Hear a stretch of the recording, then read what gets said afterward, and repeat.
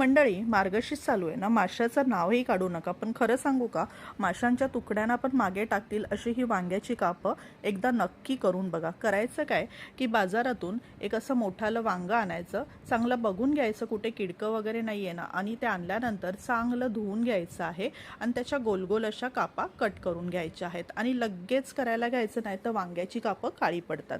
तर बघा, त्यावरती चवीनुसार मीठ टाकून द्यायचं आहे, पाव चमचा हळद टाकायची आहे, त्यावरती चांगली पसरवून सर्व वांग्यावरती टाकून घ्यायची आहे.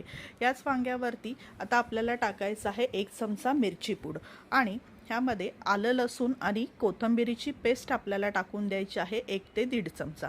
तर ही सर्व कापांवरती पसरवून टाकायची आहे. चिमूटभर इथे साखर टाकलेली आहे आणि एक साधारण पाव चमचा मालवणी मसाला टाकलेला आहे. तुमच्या घरातला कुठलाही साठवणीतला मसाला तुम्ही वापरू शकता किंवा नाही वापरला तरीही चालेल. आता हा जो सर्व मसाला आहे ना, सर्व कापांना चांगला चोळून घ्यायचा आहे, जेणेकरून सर्व जे मसाला, मीठ, हळद आहे ना, ते सर्व कापांना एकत्र छानपैकी लागलं पाहिजे. किंवा एखाद्या वाटीमध्ये तुम्ही हा मसाला एकत्र करून कालवून घेऊन मग त्या कापांना लावला तरीही चालेल. तर बघा, सर्व कापांना असा मसाला सर्व छान चोळून घेतलेला आहे.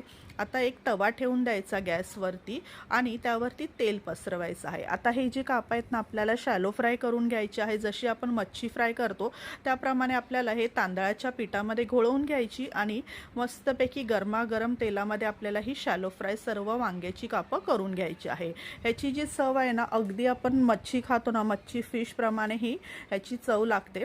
तर वांग्याची कापं नक्की अशा प्रकारे एकदा करून बघा. ह्याप्रमाणे तुम्ही बटाटा जो असतो ना, तो बटाटा कापून जरी तुम्ही अशा प्रकारे फ्राय केला तरीही खूप सुंदर असा लागतो.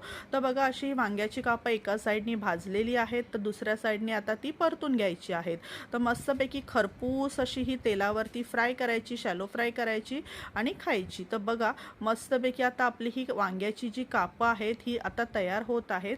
सर्व वांग्याची कापं मी अशी तांदळाच्या पिठात घोळवून ही फ्राय करून घेतलेली आहे, शॅलो फ्राय करून घेतलेली आहेत. आणि आपल्याला ही आता टिश्यू पेपरवरती काढून घ्यायची आहे, जेणेकरून काही एक्सेस ऑइल असेल तर ते गाळून येतं. तर बघा, मस्तपैकी आपली आता इथे वांग्याची कापं रेडी झालेली आहे. तुम्हीही एकदा नक्की अशा प्रकारे करून बघा, नक्की तुम्हाला आवडतील. तुम्हाला जर फिश खाण्यामध्ये तुम्ही इंटरेस्टेड असाल, आवड असेल, तर नक्की तुम्हाला ही वांग्याची कापं ही नक्की आवडतील. तर तुम्ही करून बघा आणि तुम्हाला रेसिपी आवडली असेल तर जाता जाता व्हिडिओला लाईक करा, कमेंट करा आणि आपल्या चॅनलला सबस्क्राईब करायला मात्र विसरू नका. संपूर्ण व्हिडिओ बघितल्याबद्दल खूप खूप खूप धन्यवाद. थँक्यू.